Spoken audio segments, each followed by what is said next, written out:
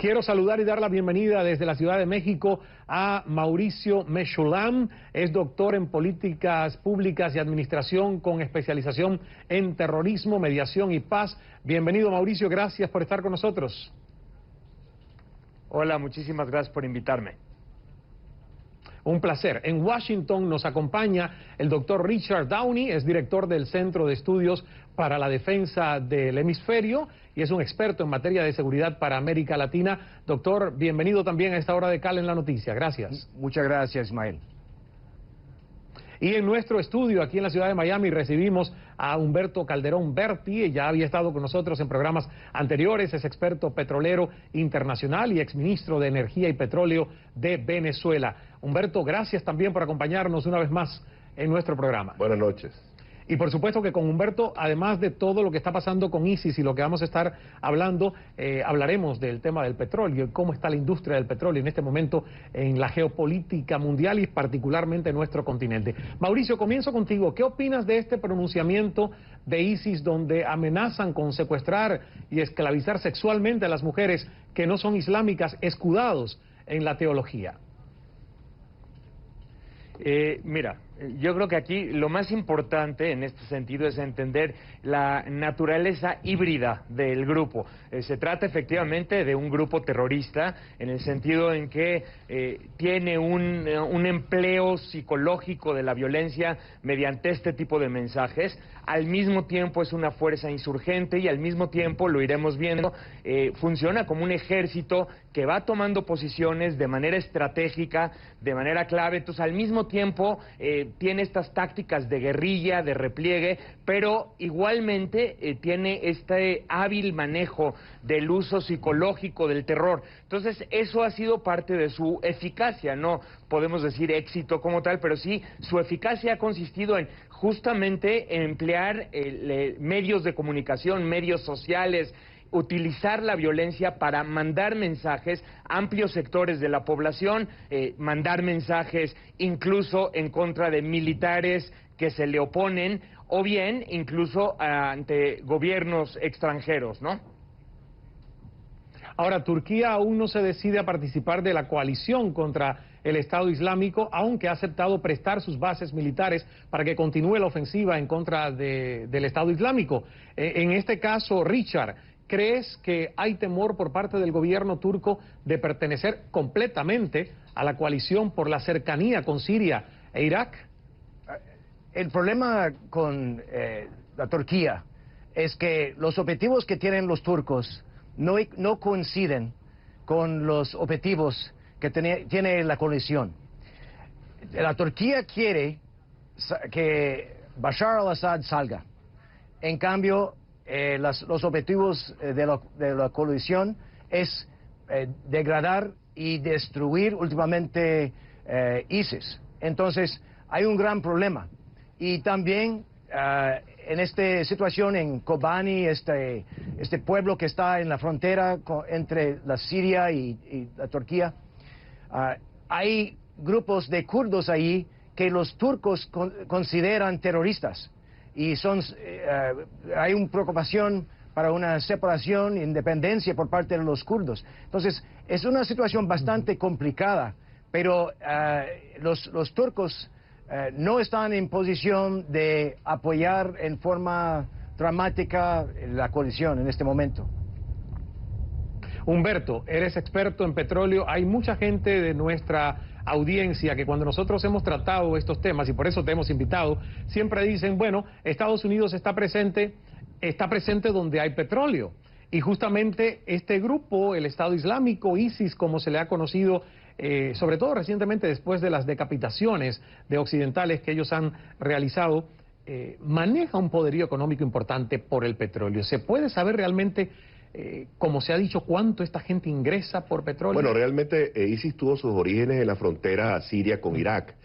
Siria no es un país productor petrolero importante, petróleo pesado, pero no es importante. La importancia está en el norte de Irak, en el Kurdistán, la región del Kurdistán, la región autónoma del Kurdistán. Ustedes saben que la nación kurda muerde varios países, están en Turquía, están en Siria, están en Irán y están en Irak, pero en el único sitio donde son autónomos los kurdos tienen una cierta autonomía en Irak. Y es una provincia petrolera, yo diría, de las más importantes a nivel mundial, por las reservas petroleras y por lo prolífico de los yacimientos. Ahora, ¿qué ocurrió? Estuvieron a 30 kilómetros de Erbil. Erbil es la capital de la región kurda, iraquí. Ahora, ¿por qué todo esto se produce? Porque Irak militarmente está muy debilitado, porque Maliki, el primer ministro saliente de Irak, hizo un gobierno sectario, torpe, prepotente, no llamó a todas las etnias y a todos los islámicos suníes, sino solamente los chiíes, y eso produjo un vacío. Ahora, eso obligó a los Estados Unidos a intervenir y al resto de los países. ¿Por qué? Porque ISIS es una amenaza para la paz mundial. Igual que pasó con Al-Qaeda en su momento. Al-Qaeda tenía gente de todas partes del mundo, lo que llaman los árabes afganos, que iban de Argelia, de Libia, de Egipto a pelear en Afganistán. Pues ahora han ido gente del mundo entero, de Europa, de los Estados Unidos también, a pelear por la causa de ISIS en Siria y en el Kurdistán. Ya los han ido replegando del Kurdistán, pero de todas maneras constituye, sin duda, como dijeron los interlocutores, una amenaza muy seria para la paz mundial. Y este martes el presidente Barack Obama se reunió, por cierto, con jefes militares de 21 esenciales en la coalición que lucha contra el Estado Islámico en Siria e Irak. O sea, países que forman parte de esta coalición y son personas importantísimos, incluso, ministros de defensa de muchos de estos países, jefes de los ejércitos, aunque afirmó que todos están unidos, está consciente que están en la parte inicial de esta labor. Entonces, la pregunta es, Mauricio, por ejemplo, ¿qué tan prolongada puede ser esta lucha contra ISIS? Richard, también, si quieres responderla, comencemos por Mauricio. Justamente iba yo a comentar lo siguiente. ISIS en realidad no se llamaba ISIS, en su momento se llamaba ISI, exclusivamente el Estado Islámico de Irak. Procede de Al-Qaeda en Irak. O sea, Al-Qaeda en Irak era una organización paraguas y englobaba distintos grupos. Uno de ellos era el Estado Islámico de Irak. Encuentra en Siria un territorio fértil para implementar sus operaciones, para fortalecerse y para intentar recabar en ese sitio un número importante también de grupos islámicos. Por lo tanto, el propósito de ISIS, todavía como miembro de Al-Qaeda, era agrupar a la filial de Al-Qaeda en Siria, que se conoce como el Frente al-Nusra. El problema es que ISIS va a entrar en conflicto con Al-Qaeda y lo que ocurre es que Al-Qaeda desconoce la capacidad de ISIS para pelear en Siria y por lo tanto le ordena a ISIS regresar a Irak. Esto, por supuesto, sabemos, ISIS no lo lleva a cabo y entonces ISIS empieza a pelear contra Al-Nusra en Siria y contra otros grupos islámicos y contra los grupos laicos, etcétera. ¿Cuál es la conflictiva acá? El problema central es más allá de ISIS. El problema es que mientras exista el conflicto sirio por un lado y el conflicto iraquí por otro, terminar exclusivamente con uno de los actores de este conflicto se vuelve una tarea enormemente difícil. Si quieren la comentamos enseguida.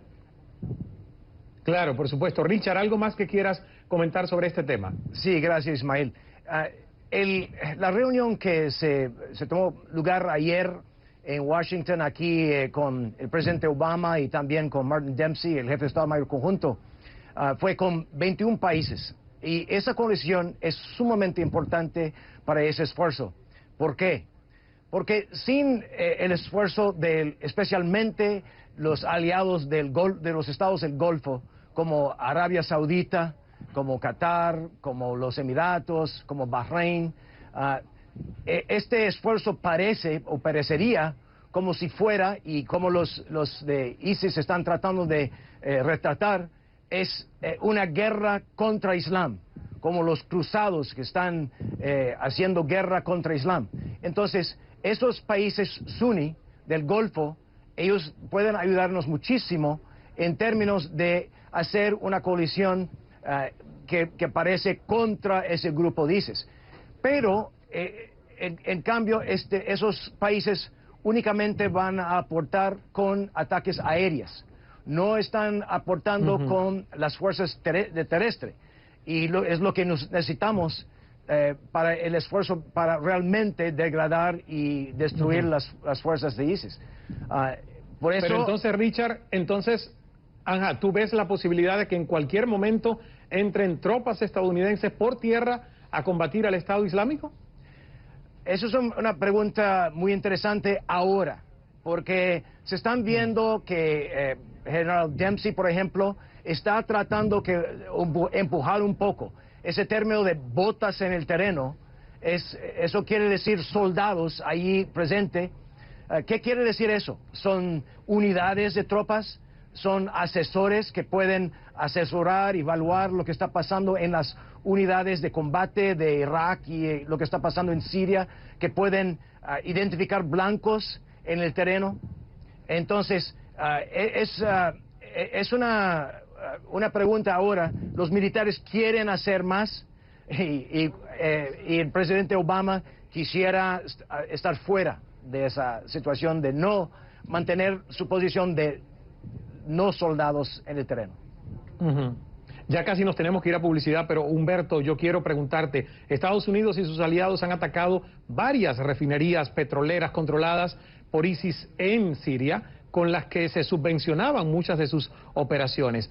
¿Cómo uno puede entender que este grupo se ha hecho de refinerías de origen estatal, privado? ¿Cómo es la historia? Porque hay un vacío de poder en Siria, ¿no? Buena parte del territorio sirio está tomado por grupos anárquicos de distinta naturaleza, y por eso que ha sido posible tomar estas refinerías. Ahora, retomando lo que decía Richard anteriormente, la presencia de Qatar, de los Emiratos Árabes Unidos, quizás un poco importante la de Arabia Saudita, es básicamente simbólica, política, de imagen. Desde el punto de vista estrictamente militar, yo no soy experto en esos temas, pero desde el punto estrictamente militar, se está dando una coalición similar a que se dio durante la Guerra del Golfo para derrocar a Saddam Hussein. Ahora, ¿quiénes tomaron el grueso de las responsabilidades en aquel momento? Estados Unidos e Inglaterra. Pero no van a poder derrotar a ISIS si no hay intervención militar terrestre, porque solamente con ataques aéreos el ejército iraquí no tiene suficiente fortaleza. ¿Por qué? Porque uno de los errores que se cometieron en Irak fue el haber desmantelado el ejército. La unidad del país es fundamental para la unidad del país, preservar las fuerzas militares. El derrocamiento de Saddam han debido decapitar a los mandos militares, pero dejar la estructura del ejército. No lo hicieron, y entonces ese vacío del poder es lo que está produciendo lo que actualmente estamos viendo en esa región. Vamos a hacer una pausa, tenemos mucho más que hablar por esta hora de Cala en la Noticia. Es además una hora interactiva, significa que usted puede enviar preguntas a nuestros 3 expertos sobre este tema. Lo que quiera saber es la oportunidad para nosotros poder responderles de inmediato. No se me vaya.